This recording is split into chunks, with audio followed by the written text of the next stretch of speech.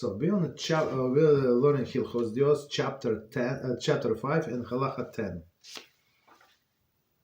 Okay, so we read without commentaries, then come back and reread and do some explanations as well. And it says, the Torah sage manages his financial affairs judiciously.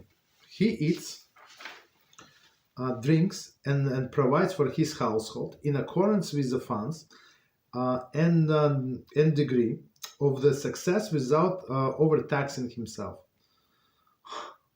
We're going to explain. It's very, very interesting, right? The sages have directed us regarding the ways of the world. A person should eat meat only with appetite. As it says, Dvarim 12:20. If your soul shall crave to eat meat, it's sufficient for the healthy to eat meat once weekly, from Shabbos to Shabbos Eve, right? Meaning Friday night. If he is wealthy enough, he may eat every day. If he wealthy enough to eat meat every day, he may eat. Okay. The sages have also directed us, saying, one should always eat less than befits his income, dress, that's famous one, dress as befits his income, and provide for his wife and children beyond what befits his income. So it's amazing. I think it's something from Pirkei Avos 131 quickly. Right, okay, we're going to see. No problem. So let's do from the beginning and we try to comment and see the commentaries. As you understand, it's a lot. Every sentence is a different topic. I mean, it's all combined, but it's like that totally the different class. Okay. And says the Torah sage manages his financial affairs judiciously. Okay, so let's see financial affairs. At this point, Rambam turns from actions that involve the wise man's physical well-being to the social relationships and manages his financial business ethics. So just to remind us, first we started with the character traits. Then we said how the person should conduct himself. We discussed health issue, how he should be intimate with his spouse, how he should treat his children. Now we're going to his like affairs between him and other people. Okay. Financial affairs and business ethics, right? And judiciously, what does it mean judiciously? Commentary. The commentaries have not noted direct Talmudic source for the opening statement of this halacha. Rambam appears to be borrowing phraseology from Psalms 112:5, as it says, "It is good for the person to be generous and lend." Okay, he manages his finances judiciously. So okay, so but what does it mean? So let's see. Indeed, Hulin 84b. uses the verse as a proof text for the advice given in the latter clause in the Halachah. Okay, the use of the judgment. So meaning judiciously, meaning a person has to see according to the situation. So if situation calls for, so he must spend a lot of money. I'm not sure. Like for example, to move to a kosher neighborhood, right? As people ask me a few times, like, can you put mezuzah behind the door? I mean, if you have the door structured like that, the door frame like inside, there is no problem. There is like the different doors. So we have this kind of door. So it's like first door and then like a door and then comes the door frame. So in this case, yes, it's understandable. But if a person is afraid of anti-Semitism or this and that, so we say just move to another place. Like why would you want to hide this mezuzah? Right, mezuzah is a protection. Okay. So meaning if like in order to move, yeah, you have to spend money. Of course, moving is not cheap. Okay. So again, the sentence: the use of a judgment is also fundamentally connected with behavior of the wise man. Right, meaning you have to be Torah wise in order to manage your finances and right and your behavior, of course. In Bereshit 18:19, which mentioned the path of God, interpreted by Rambam as the ideal mean, right? So meaning path of God, it's like in ideal mean, meaning in the middle of the road. States, for I have known him, so he will command his descendants to keep my ways, to keep God's way, and to act righteously in judgment. Okay. So I think it was said about Abraham, right? Similarly, chapter 1, Halachah 4, Rambam speaks of the person continue evaluating and judging his behavior.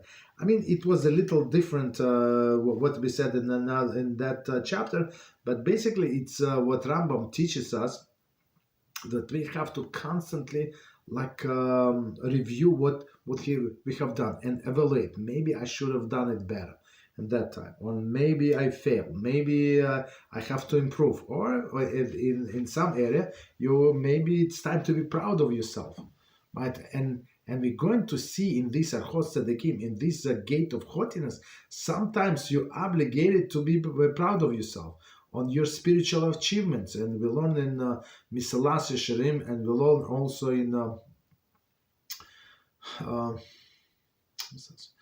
Rabbi Dessler Zatzal, Michtav Miliyahu, right? So that a person is not only it's allowed to be proud, but it's obligation to be proud to our connection with Hashem. That person is close to Hashem. That's something to be very proud in this world. Okay. So let's see. Okay. So let's go into details. He eats, drinks, and provides for his household in accordance with his funds and degree of success without overtaxing himself. Right, and it's very, very interesting point. Before we go to the to the commentary, so it's actually from Michtav Miliyahu. So he said from Rabbi Dessler's the son. So he said exactly about this point. He said that some people say that there is expression in the Gemara that a person who works and provides for his wife and children, so he involved in chesed every second of his life, like every second that he works. It doesn't say it's second. I think every hour. Like every hour that he works, so he does chesed, meaning the mitzvah, and people just build all of their life on this line, and they go to business, they work like I don't know, like 10, 12, 14 hours a day, and they don't have time to study Torah. They don't have time to spend with their family. They just work, and they think that the more they work, the more they provide the family, the better the family is going to be. Right, and Rabbi Dessler Zatzal, he said it's not true. Look, it does not say that that you have to kill yourself, right? In providing. First of all, there is no such a mitzvah, right? If you look at 613 mitzvahs, there is no such a mitzvah that you have to every hour is going to be like a mitzvah to work a lot, right? It is a mitzvah to provide for your household, meaning from what you have. So meaning if you have a lot, you're not allowed to give them less. So if you're making I don't know $10,000 a month, so you cannot have your wife wear something from 20 years ago or something, right? Even though she's satisfied, she's okay, she's very humble. No, you have to buy her a new dress, new outfit or something, right? And you cannot eat just whatever it's on sale that starts spoiling three days ago, right? You have to buy new good food, healthy food, and stuff like that, and provide for from what you have. So meaning what? If you have less, so you're not obligated to kill yourself. There is no such obligation. You have to provide your family from what you have. So you can cut back on yourself, for example, or some unnecessary expenses. Right? That's what he said. Okay. So again, we're going to Rambam and see the commentaries. right, and provides his household in accordance with his funds and degree of success without overtaxing himself. So, meaning it's not allowed for a man to kill himself at his work just because he thinks that he can do better for his family. As we said many times on Rosh Hashanah, it is decided how much person is going to make, and that's it. You can work 5 hours, you can work 17 hours. You're going to get exactly make exactly the same. So let's see commentary 122. If person should then there is a person should not abdot standard of living, which requires him to spend most of his time financing it. So meaning what, right? So it's very strong statement. Again, I mean, it's of course it's what commentary on Rambam said. It's meaning it's applicable in all times and needless to say in our times. Again, a person should not abdot the standard of living, which requires him to spend more of his time financially. Meaning that if you don't make a lot of money, right? If you just don't buy expensive things, and I see this when I go to shul, I see this janitor, the nice gentleman, right, from another country, right? Of course, he does with the garbage, speaks English, but some broken English. I mean, a nice fellow. We always say good morning, good night, stuff like that. And like a few times he took out his cell phone out of his pocket. I think I'm not sure like about models. What the model like iPhone, the last iPhone, like why? And his car, it's unbelievable car, like much newer than mine for sure. For sure. So the guy does not make much, but he always I don't know, 10 p.m. No, not p.m. No. Like 7 p.m. I saw them. I mean, they usually don't work that late. Maybe he does a double shift or something, because this guy wants to support his standards of living, and then people like that they buy like cars and then lease, they rent apartments they cannot afford, like sometimes some person that, but only my rent costs me so much. So why is it like where exactly you live? Like, and they told me, I said, but the rent, it's not the best neighborhood. I mean, I know the neighborhood, it's not the most expensive one. What do you have? And they say, no, you understand, I have this apartment. They're like, why do you need this? You understand? So people show off, well, like to show off. They like to buy or rent very expensive things. They build create themselves a big credit, right? And now they have to work in their mind. They have to work a lot. So it's not that's not our way, right? Our way to understand that we're here to serve Hashem and learn Torah and do the mitzvahs, and that's it. All other things are irrelevant. Okay. And inflated standard of living, right, reduces both the time and energy which can be devoted to spiritual development, and often generates unnecessary pressure on and attention. Okay, so again, the inflated standard of living, meaning that like people buy, like in my office where I used to work, the people they were from suburbs. They have this like huge houses with huge not, most of them not Jews, but there were some Jews also, like property. I said, why do you need this property? Like they say like only to take care of this property called me so much, like and people put themselves in this situation. Nobody asked them, nobody told them to buy this house. You understand? And like so many rooms. Like my wife also always said, you see, can you imagine how much dust it collects? All of these empty rooms, like you need the whole crew to clean it. Like it costs a lot of money. Why do you need that? You live in a simple apartment. Right. So again, an inflated standard of living reduces both the time and energy. So person works and he commutes back and forth, gets in the traffic. So like he's tired, he cannot pray, right? Because he misses morning prayer. Maybe he gets mincha, right, at his workplace, maybe not. And then in the marif, sometimes yes, sometimes no. You understand? So it's like all life in this circle. Right, and often generates unnecessary unnecessary pressure and tension. So I remember again in my office, like people would get laid off from time to time. That was company's policy. Like every 6 months, I think they would do layoff. And some people they have they have so many mortgages. They have mortgage like half of the salary, like 3/4 of the salary. Not maybe not 3/4, but more than half would go to the mortgage. So now for them to lose the job, it's like committing suicide. It's too much. Right. So all of this unnecessary tension. Though no specific source has been suggested for the Rambam's statement, there are many which express similar thoughts. Right. Most succinct of this is translation: "Eat an onions and sit in the shade." Pesachim 128. Right. So meaning a person can survive on less. Okay. 112. Okay, so continue. So that's as you see, it's very important. Applies to all of us. So don't overwork.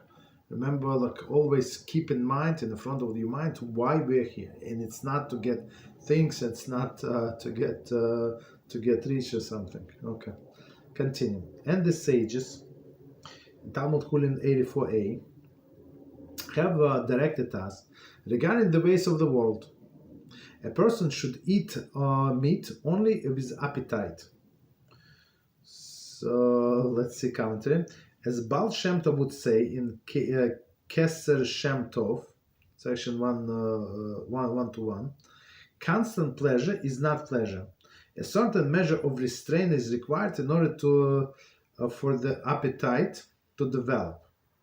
So meaning, right, if a person would eat this his favorite meat dish, whatever, steak every day, like it's there is no longer pleasure. But if you eat it only once a week or twice a week or semi-monthly, so now you craving and you want this food, whatever is it, and that's actually the laws of family purity as well, right? So if husband and wife would be allowed to be together like every day, so it would be no would be we would be same as other nations, right?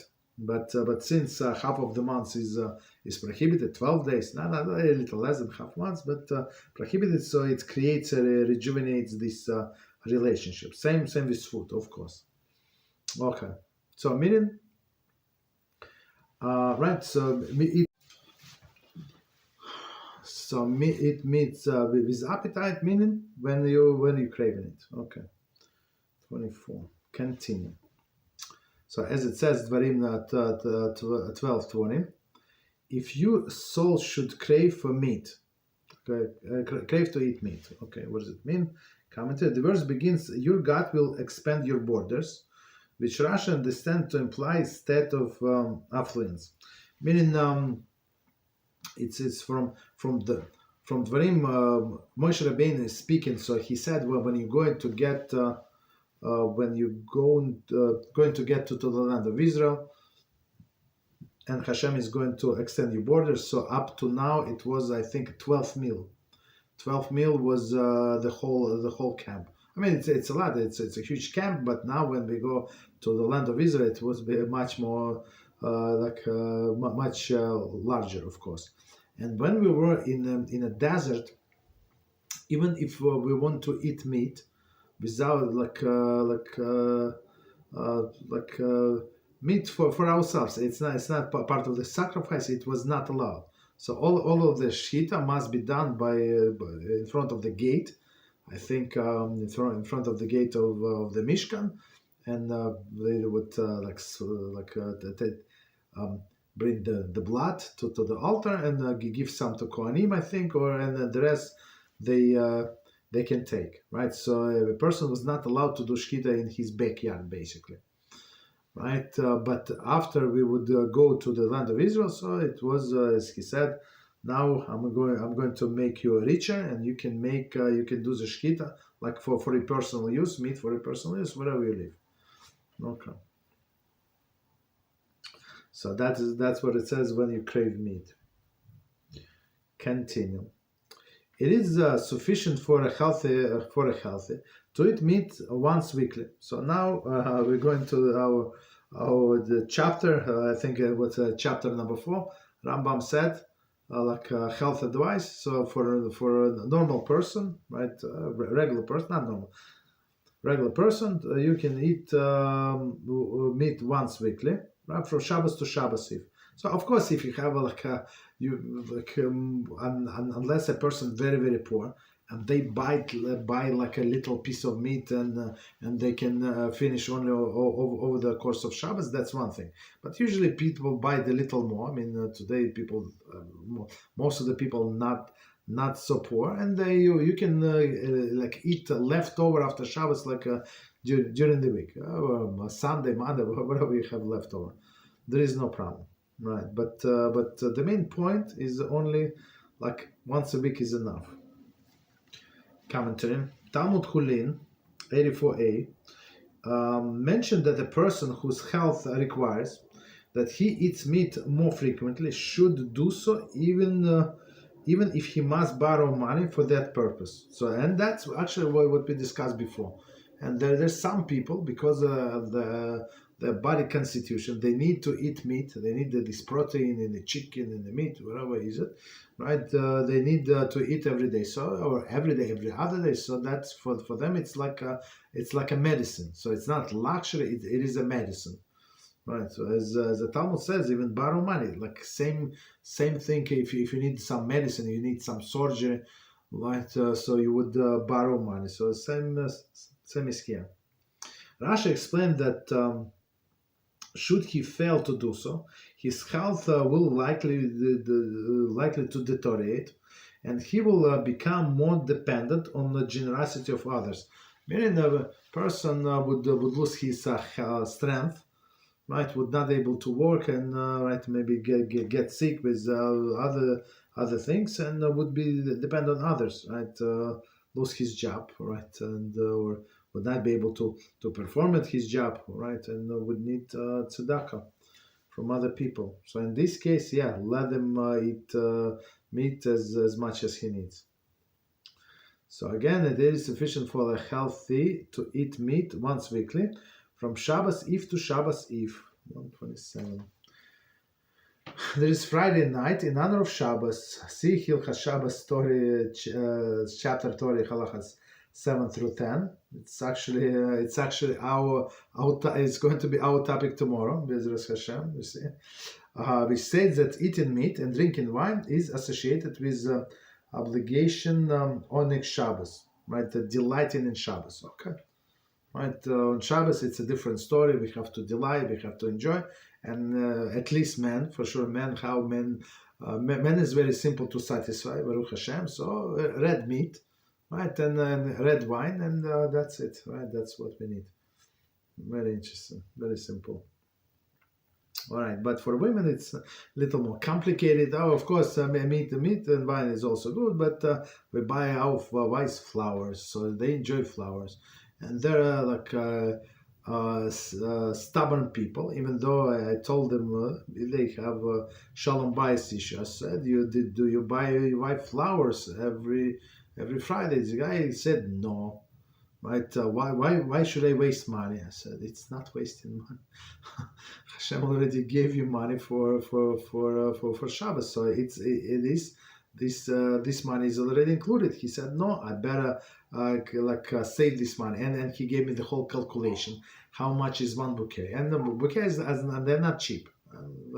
They're not cheap, right? So he said, if I don't give you flowers for such a long time, I can buy your like diamond bracelet or something. I'm not sure. That may be small diamonds. Yeah, but I mean, okay. So I said, look, where she's going to wear this bracelet.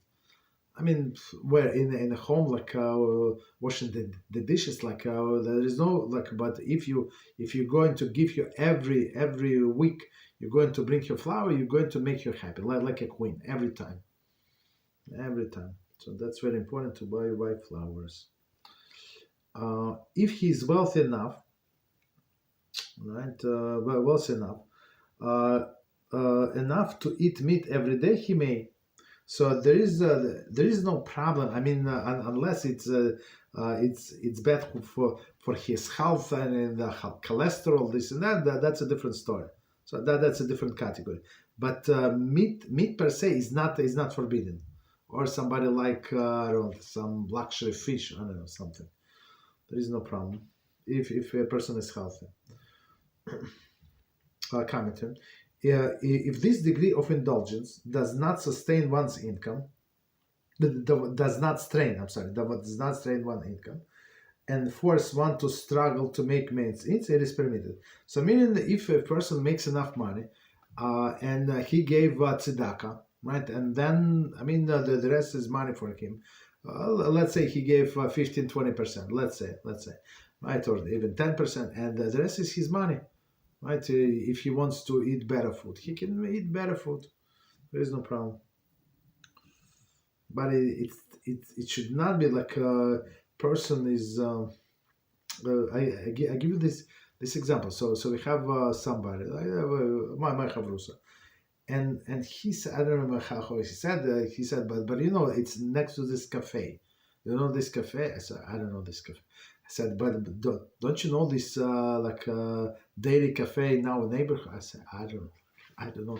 I don't go to restaurants. I don't go to cafe, and I was interested to see the menu, and I look at the menu. So the entry costs I don't know, normal person can survive, I don't know, several, like the whole family can eat for a day, just for one entry. And it's not even, it's daily. It's like unbelievable. You understand? So, and some people, they see like they have to go to the restaurants. So other people see them, that they right, on some level. So that's the problem. So a person is not allowed to put themselves in this situation. Okay. Continue. The sages in Hulin 84b have also directed us, saying, one should always eat less that befits his income. Dress as befit his income. Okay, so before we continue, okay, so he should eat less than befits his income. So just because you have money does not mean that you have to spend all of the money on your food, right? Dress as befits his income, right? Commentary, so that others will treat him with dignity. So I mean, it's very, very important, and I have somebody I was trying to help, and that person, I mean, he's was trying to be a leader or some kind, but he decided that he want to be humble, and the way like he showed that he humble, he would not change his clothing for a long time. Were they clean? Sometimes clean, sometimes stained, but I mean, would not smell, but people did not give him respect. So I saw with my own eyes. Did not give him or other in similar situations respect because of their clothing.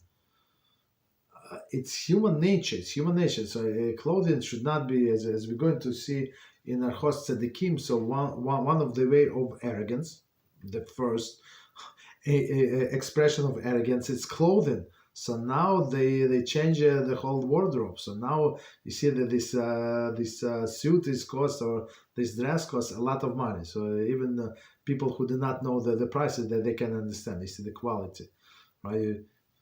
You see the brand, and that's what makes people haughty. On one hand, on another hand, it's not allowed to go like to walk like a schlepper. Okay.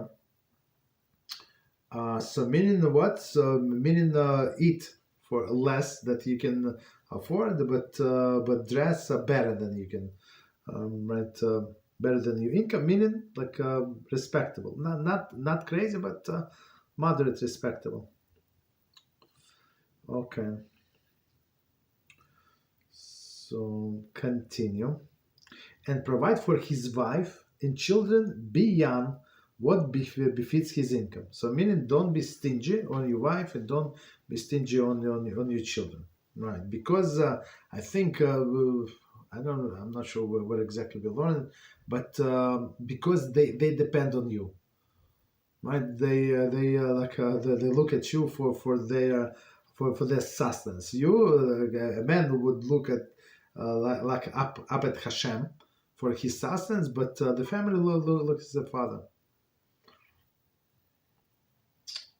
Okay, 131. The Talmud states, for their dependent, okay, I did not know, it's from Chulin, okay. But I learned somewhere else.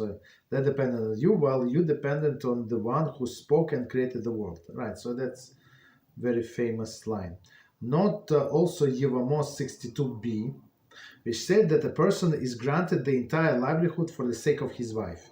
Right, so I mean, we said it many times, and if she's modest, so that's I know when that's the blessing. So, for example, wife is not working, right?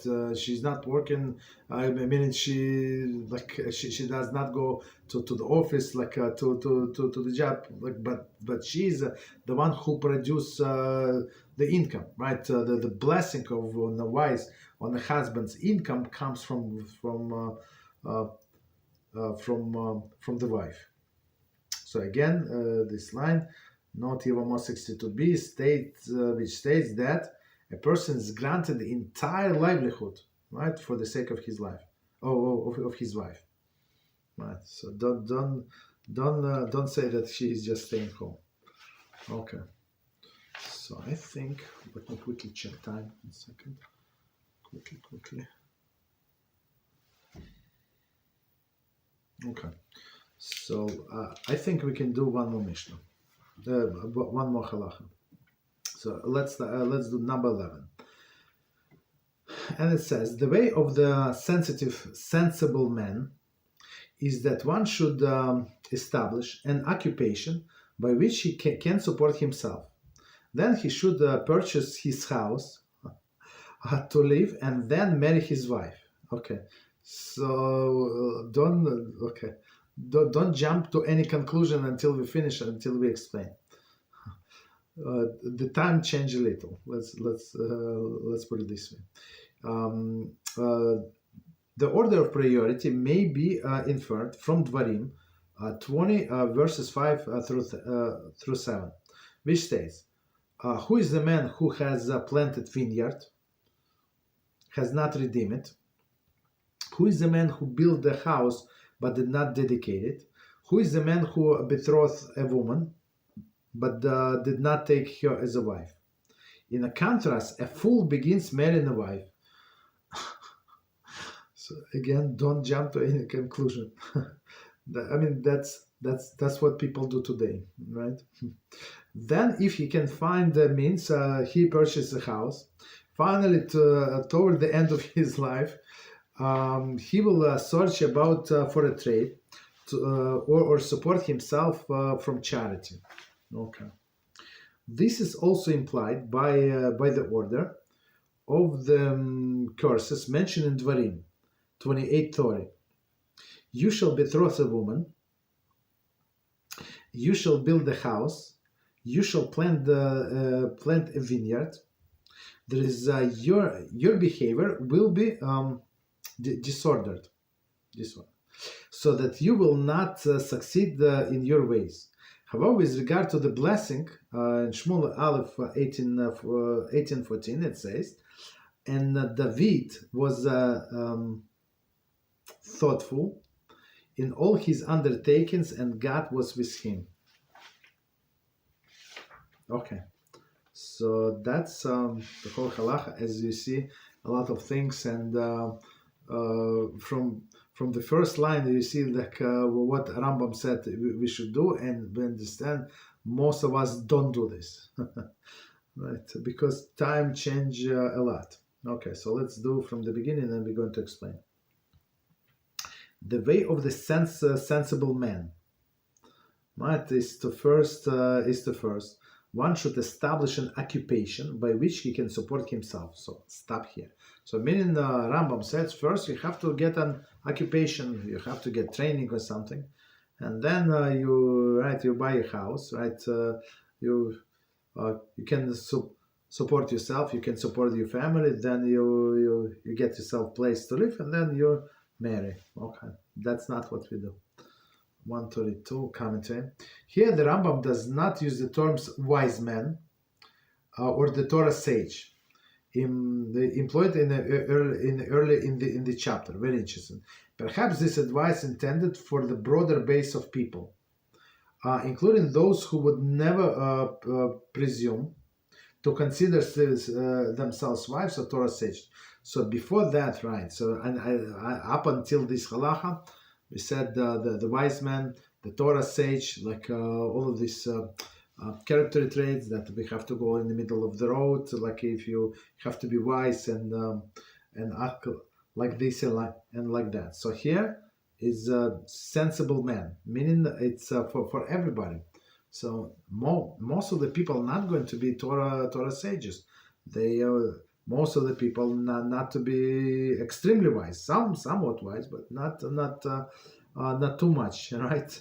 But sensible man is actually the obligation. So if a person does not use the common sense, right? Of course, we rely on HaShem, but we have to use the common sense what to do, right?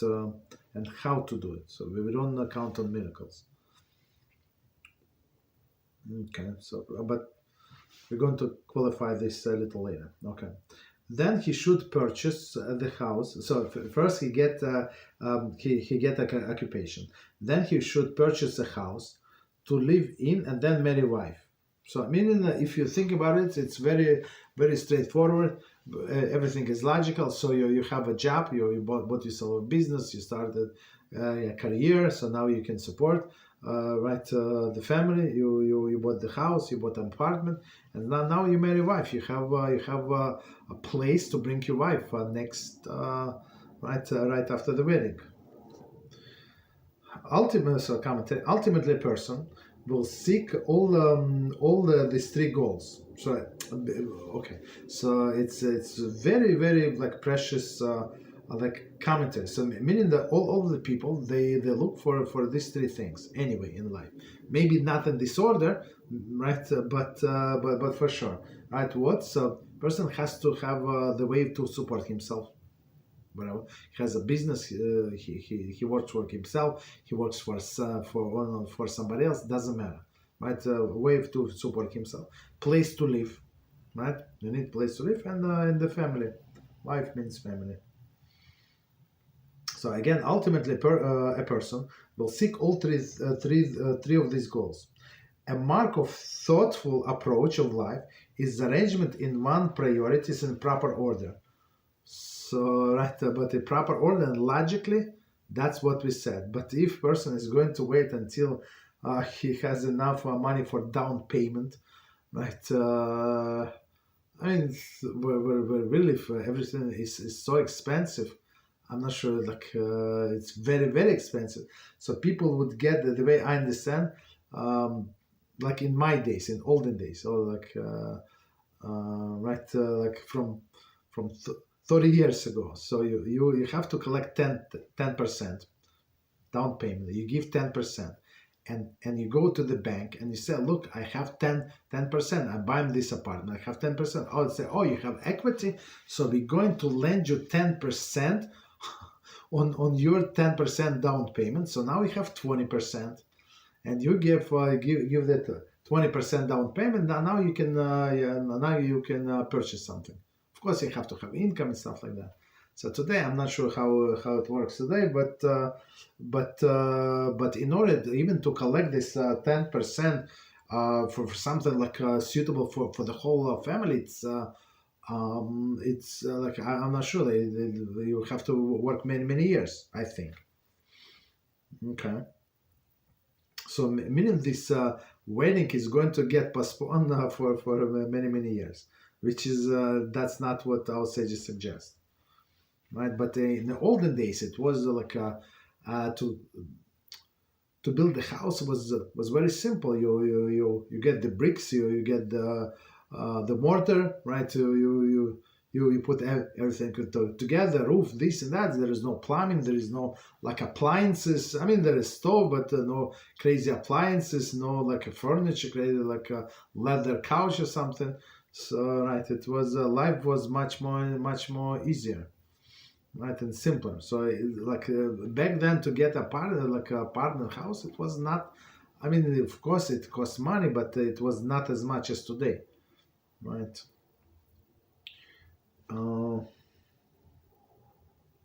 So let's go back. 132. Okay, and it says, again, Rambam said that's tactics of the sensible man, job, house, wife, and our sages say in the commentary that it is anyway everybody is looking for these three things in life, but the sensible man will do in this order. Okay, continue. This order is of priorities may be inferred from Dvarim. So in this Dvarim, it's Dvarim chapter 20. So the way, if I remember correctly, it's before before the battle, right? Before after people got into the army, right? They recruited into the army, and they go out of the city, or I think out of the city, close to the battlefront. So then the Cohen approached them, and he said, whoever this. 1 second, how it says, the man who planted the vineyard. So planted the vineyard was, I mean, it's a business. So meaning only after 3 years on the fourth year you have to take it to Yerushalayim. Only after that you can enjoy the fruit of your business, right? So meaning your investment, right? But did not redeem it. Meaning on the fourth year. Who is the man who built the house and did not inaugurate it, right? Did not dedicate it. So meaning again, who is the man who betrothed the woman and did not take her as a wife? So meaning these people, as a Kohanim would say, the Torah would mean that these people would be like so anxious, to get back to the things that they invest so much of their life into, to work this vineyard, to build a house, to get married, stuff like that. So it's right. It takes a lot of investment, and now these people, they would not be good fighters because on their mind said, look, if I'm going to go attack the enemy, maybe I'm going to get wounded, maybe I'm going to get killed. What is going to be with my vineyard? What is going to be with my wife? And they're not the good fighters, basically, right? So Cohen said, okay, you separate, you go back. They're not going to get home, but they're going to help, not in the battlefront, but with the food supply, with the wood, with the cooking, with building the roads. There are many things that the army needs for. Right. So that's. So Rambam gets this list of priorities from that from that Torah verses. 134. Okay, and it says this statement has aroused much controversy among the commentaries. Right, they note that Rambam, in a contrast to Sota 44a, the apparent source of his commentary, changes the sequence of the verses of the Torah, which follows the order house, vineyard, and marriage. See, I would not even remember, right? So say right. So sometimes just so we know, Rambam in his great wisdom and holiness, sometimes would go in a Talmud and go by opinion that Gemara actually rejected.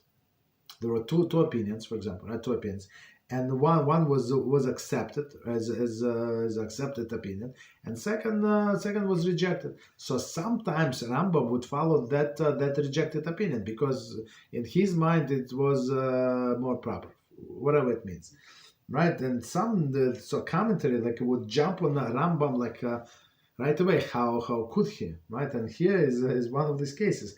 I mean, it's not one of the cases, but a little different. But he's switched the sequence around.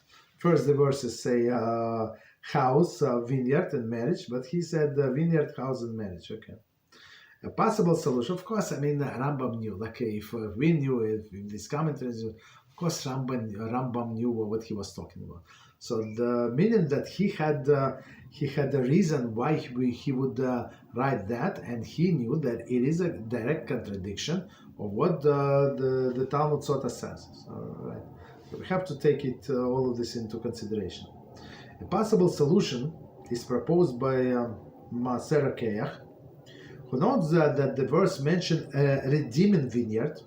There is a benefiting from the fruit of the fourth year, right, as we said, of the growth. So meaning that on the fourth year he brings to the temple. Okay. And he can eat, I think, as well. Okay, one second, fourth year. Thus, the order employed by a Rambam is not necessarily contradictory to the emphasis of the verse. The Rambam stresses the initial activities of planting the vineyard and purchasing a house, right? So meaning just because he planted the vineyard, it does not mean that it's he achieved anything, that he can get benefit. It takes, as we said, 3-4 years, and then only on the fifth year he gets some benefit, right? So, but he started to plant earlier, but he did not get any fruits yet. Right. The Rambam stresses the initial activities, planting the vineyard and purchasing the house. So, I mean, while the vineyard is growing the way I understand, so you can grow, start building the house. I would do this.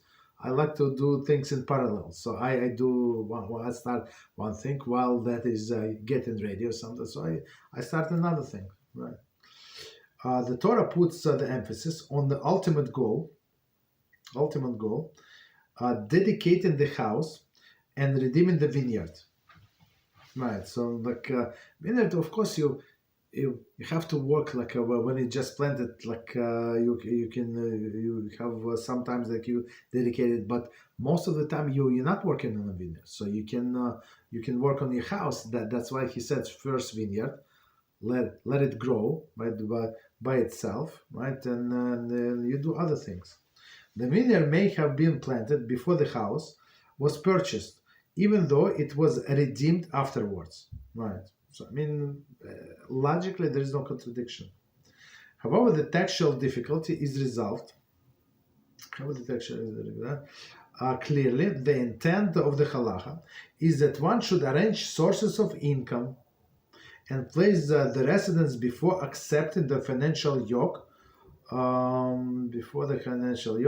that accompany marriage and raising family. Again, let's do the last sentence again. However, the textual difficulty resolved clearly. The intent is Halachah is that one should arrange the source of income, right? Meaning first, before get married, he has to have some kind of work, right? And place of residence. So the sequence is basically irrelevant, but it's he has to bring his wife somewhere. All right, place of residence before accepting financial yoke, and that accompanies marriage and raising family. Right, so he has a place for the family. He has to have a place for the family and ways to support them. 134. Continue. In a contrast, a fool begins marrying his wife, and that's what many people do today. It's not because they're fool. Right. And the commentaries say the contrast is not mentioned in Talmudic passage cited above. Okay, so but Rambam calls him a fool, right? But marrying his wife. Then, if he can find the means to purchase the house, right? Finally, finally towards the end of his life, he will search about for a trade or support himself from charity. Okay. Note the commentary to the following Halachah for Rambam's perspective on living on charity. So, and it's very, very famous how Rambam was very, very against for Talmidei Chachamim to accept charity, right? So he said Rabbi should not accept charity, right? Should not be paid from communal funds, right? Meaning what?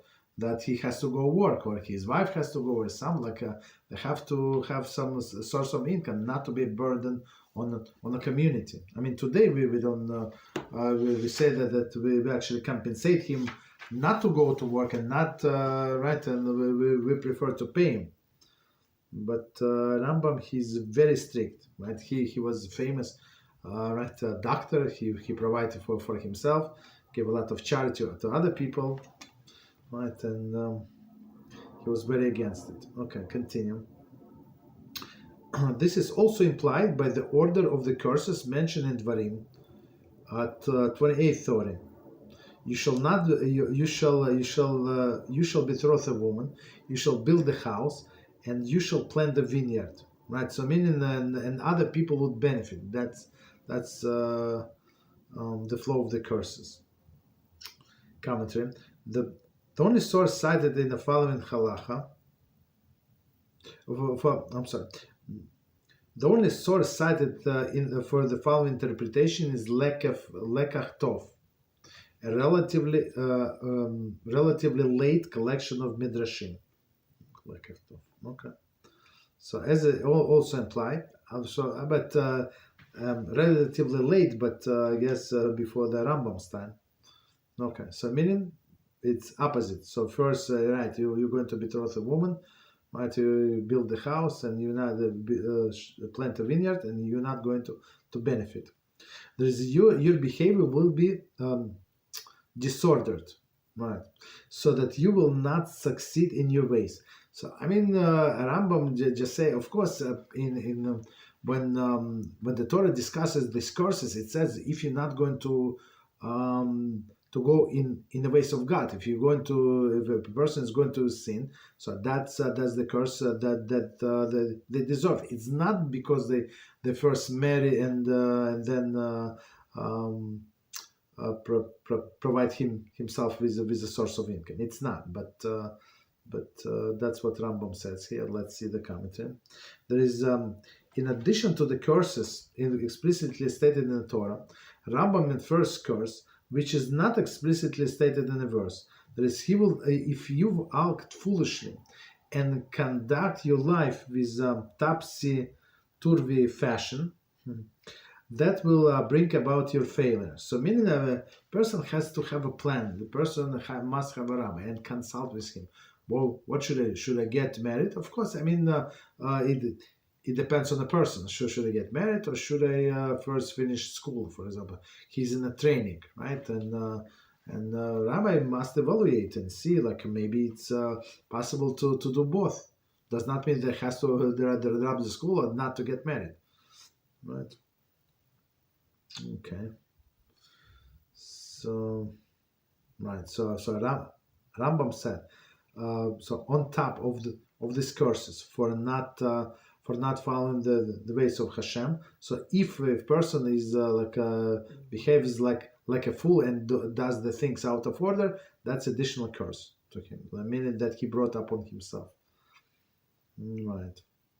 So again, there is a behavior will be disordered, so that you will not succeed in your ways. So Rambam said that we have to have a plan, right? The way of how the things work, right? The way how Hashem put it in this world. Okay. So commentary 139. In many Torah commentaries, people are encouraged to follow this thoughtless approach of life.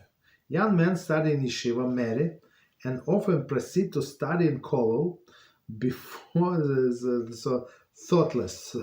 I mean, today, like many people, they marry, they have no money, right? So they get married and start looking for apartment. If parents can afford, give them apartment, or like even put a down payment, let them pay the mortgage or something, like they would do this. So otherwise, like if they cannot afford, parents cannot afford from your side, from his side, okay, so you go to work, you pay the rent. When you collect enough or save enough, you can buy yourself a place. But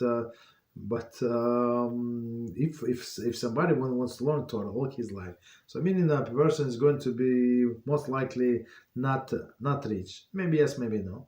right? So he's going to, like, it's thoughtless way of life. So meaning you go to marry, you go to kollel, right? To kollel and continue studying, right? And studying, I'm not sure how many years before even considering how he will do earn extra livelihood, right? That's a Jewish way today.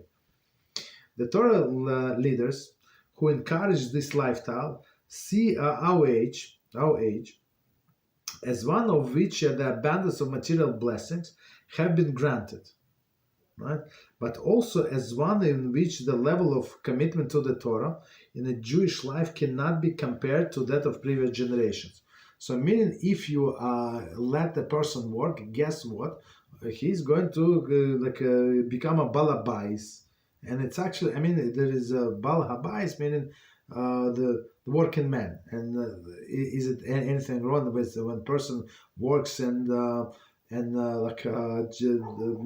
give charity and like supports this causes and a million other things, for example, right? It should not be something wrong, but unfortunately, and nowadays and age, when they say balabais, meaning the working man, it's like actually derogatory in some sense, meaning the person does not know anything, and maybe he was learning long time ago, but now he's not so much, and it's balabosim, right? Right, try to do their best, but basically people do, like people in call other like learned people don't take them seriously, unfortunately. And that's why they say if we're going to let these people who are very knowledgeable, who can perform very good in learning, if we let them go and try to to work, like to join the workforce, most likely they're not going to be dedicated to the Torah. Maybe they're going to, not maybe, he's going to pray 3 times with a minyan, but and learn here and there, but that's it, right? So that's why, right? And since in our generations, some Jews have a lot of money and they want to share with others, Baruch Hashem, right? So they say, go learn and we're going to find you support. Somebody's going to support, right? So we were driving today, like we had to go somewhere, and there is like we saw a new shul synagogue, like it's not even synagogue. I mean, it's synagogue in the whole Jewish center, like Sephardic. I don't know, maybe I'm not sure how many stories, like 4, 5, like huge, like half a block. They built. I mean, I saw that they were prepared to build like maybe 5, 7, 10 years ago, maybe less, maybe 7 years ago, right? But so today we pass. It's the building is complete. It's unbelievable. It's huge. It's huge, meaning that people have money in a primary location. It's not like somewhere in the suburbs. It's in a city, right? Unbelievable, right? So people have money and they want to invest in Torah. Right, so meaning there is no permission for these people who like very talented to go to work. Let them learn, even the whole day, even all their life. Okay, just one second. So again, I'm going to read the sentence just to make sure that we don't miss anything. The Torah leaders who encourage this lifestyle see that in our age one is an abundance of material blessings that have been granted, right? And so parents are going to support, grandparents, yeah, money is going to come, but also as one in which level of commitment to a Torah and Jewish life cannot be compared to the previous generation. So meaning under like a pressure of the financial pressure, people can give up many things, unfortunately, right? Therefore, they advise making temporary sacrifices in the material realm in order to attain a greater spiritual development, meaning go and learn in the kollel. So some people learn in the kollel maybe 2 years, 3 years, 5 years, right? And then they try to go to join the workforce, right? So, but some people stay. Yeah. continue. However, with regard to the blessing, as it says, Shmuel Aleph 18:14 states, and David was thoughtful, right, in all his undertakings, and God was with him. Meaning the Hashem, like if there is no limitation of with Hashem. So sometimes a person would ask me, can God do this or not? So I always say there is no limitation in God. Like He can do everything, right? But is he going to do or not for you personally? I'm without putting anybody down.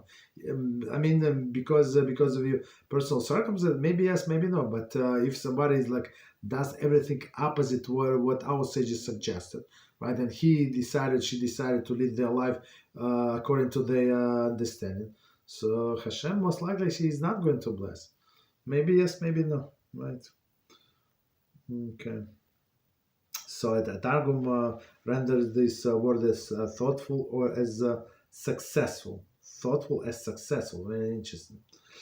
Though that translation is more appropriate within the concept of biblical passage, Rambam's understanding of the word is closer to the literal meaning. Right, meaning Hashem is going to bless. Rambam intends to associate the two, meaning thoughtfulness and success. Success is byproduct of thoughtfulness. Success meaning if you plan correctly. Of course, we have to understand that even though if you planned everything, so Hashem is the one who is going to who is responsible, right, for the outcome. Does not matter how we prepare, but if we prepare and we show that Hashem will build our vessel, like to accept the blessing, that's another story, right? So it's not like a coincidence that the person who is thoughtful, like who has a goal, who goes to his goal, who covers everything, whatever he said, who he could, and say, okay, Hashem, look, I did my part, look, but now please do your part, which is give me blessing. So whatever I did doesn't, right? So it should work. 141. His success is not limited to the context of the human achievement, but was granted by divine blessing. Right? That's what we obligated to remember. So we can do only like we can only try, but Hashem is going to bless if He wants to. All right. So let's do 5 minutes break, and we continue after break with different topics and try to answer the questions. 5 minutes.